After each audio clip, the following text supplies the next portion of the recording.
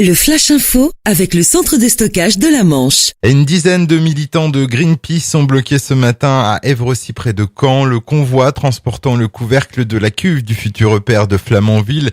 Cet équipement de 110 tonnes et de 5,5 mètres de diamètre est parti en début de semaine de l'usine Areva de Chalon-sur-Saône pour rejoindre la Manche. L'organisation écologiste dénonce la non-conformité de ce matériel. On rappelle qu'en avril 2015, l'autorité de sûreté nucléaire avait révélé une anomalie dans la composition de l'acier du couvercle et du fond de la cuve du réacteur de 3e génération. Un incendie meurtrier hier soir à Avranches. Les secours ont été appelés un peu avant 19h pour un feu d'habitation dans un bâtiment rue de l'Hivernière. 26 sapeurs-pompiers ont été envoyés sur les lieux. L'incendie a été maîtrisé rapidement, mais le corps sans vie d'une femme d'une 60aine d'années a été retrouvé dans l'appartement. Des dégâts après la tempête du début de semaine. Les fortes houles ont eu raison de la dune de protection de la cure de Siouville.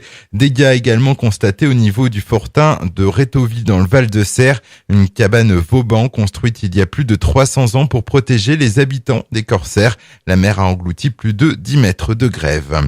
Attention, plusieurs travaux de voirie à Cherbourg. Le plus gros chantier concerne la rue du Val-de-Serre avec des aménagements visant à sécuriser la traversée des piétons et à améliorer le stationnement.